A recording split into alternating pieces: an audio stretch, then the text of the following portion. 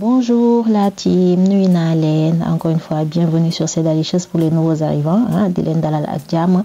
Tey nag on va faire une recette d'agneau au miel, agneau au veau. Voilà, donc abonnez-vous pour plus de contenu. Léegi man là j'ai de la viande d'agneau et de veau pour montrer qu'en fait c'est possible avec tous les deux. Mën ngeen ko defee ak yàpp agneau xaar bu ndaw wala veau nag bu ndaw. Léegi là je vais faire des tranches en fait damay mel ni kuy seel yàpp bi pour faciliter la cuisson et surtout pour après la marinade puisse bien s'imprégner pour marinade bi gën a mën a dugg yàpp bi. Léegi voici mes épices: gingembre moulu, cumin, poivre, curry, paprika et un peu de sel. Moom laay jaxase nii ba mu jaxasoo, je mélange le tout. Vous voyez, maintenant je vais venir les incorporer au niveau des viandes. Voilà, donc je mets entre les tranches. Gis ngeen ma def ci tranche yi nii diw ko ci ba mu maase. En tout cas bien assaisonner la viande. Donc on met entre les tranches. Voilà, donc j'en mets pas trop mais aussi assez quoi pour que ça soit bien épicé. Ñu def lu yamamaay daal waaw. Donc mais nasaf. Donc on garde une petite partie et là je rajoute du romarin. Le romarin c'est comme en fait les herbes, comme l'herbe de province, ay herbes de province, ay thym, laurier, ci même famille boobu la. Et là je rajoute de l'ail râpé. Voilà. Donc je marine bien le tout comme je vous l'avais dit, je mixe pas l'ail parce que day oxydé wu day wex. Voilà, donc j'ai bien mariné ma viande. Je vais mettre ma casserole au feu, teg sama cin et mettre de l'huile. Là, je mets juste 4 cuillères à soupe. Voilà. J'avais épluché et coupé des pommes de terre et des patates douces. Pommes de terre ak patates la dagg nii. Donc voilà, je vais les faire frire un peu pour avoir une couleur dorée, mais aussi pour les pré-cuire. Voilà. Donc dañ koy saaf ni ba mu doore te dina tax mu xaw a ñoraale tuuti gis ngeen.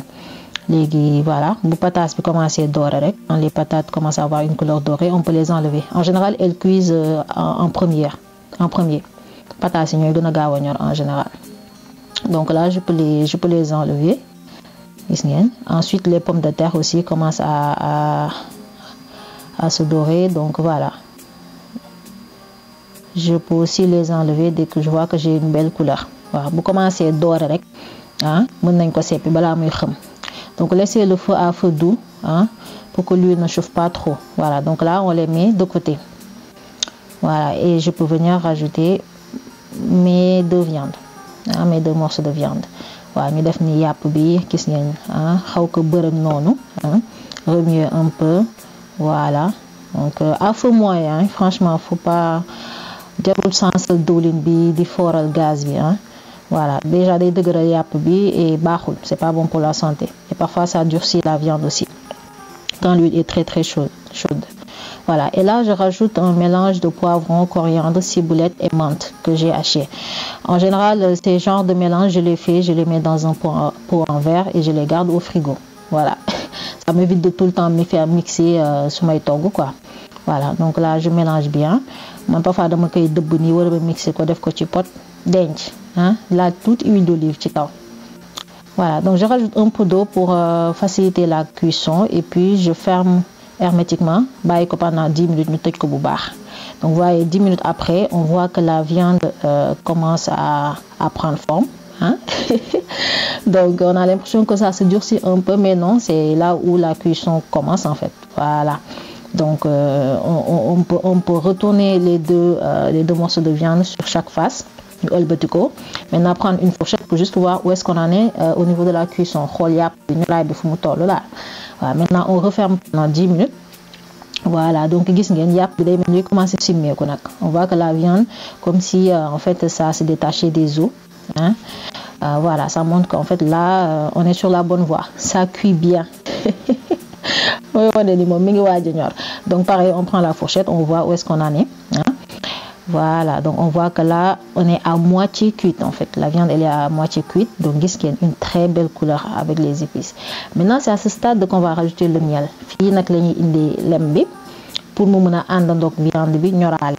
Voilà, donc vous voyez, pour que la viande continue sa cuisson tout en absorbant ou bien en adoptant le goût du miel.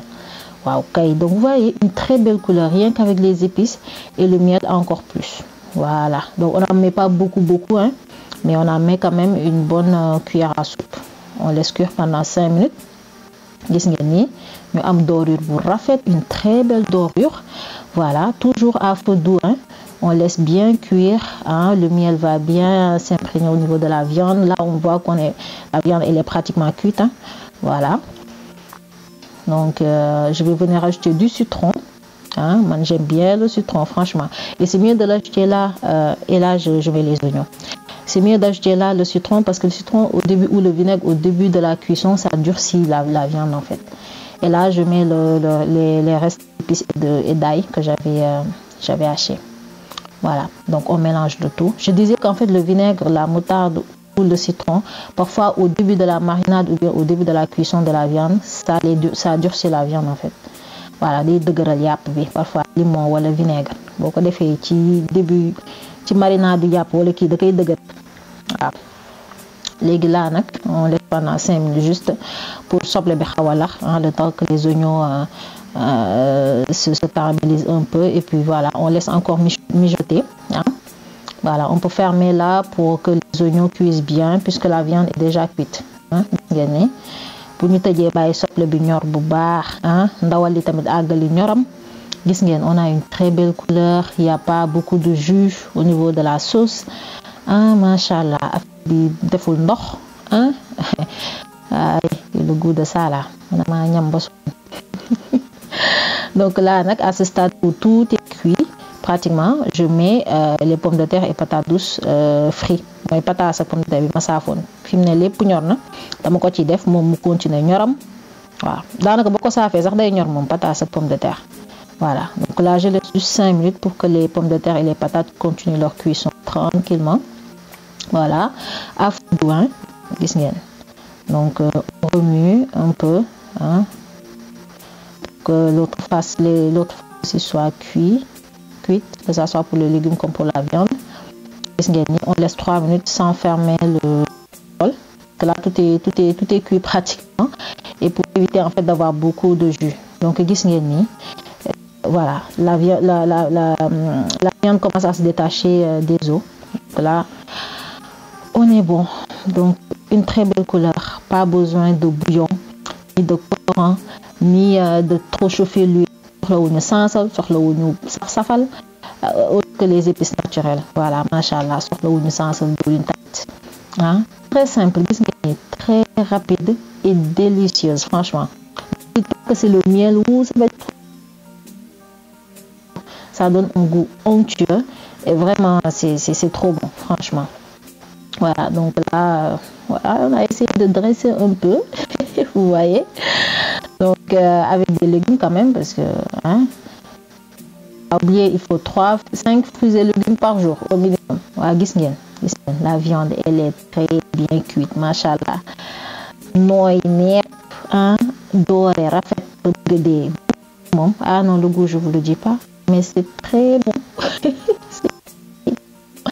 Voilà, donc là ma capp ci sauce bi tout sec. Vous voyez la sauce d'oignon là, c'est de confit, hein, avec le jus et les épices qu'on a mis.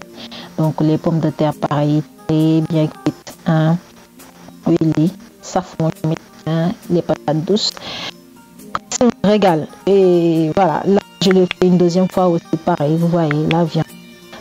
Donc abonnez-vous pour plus de contenu et je vous dis à très bientôt.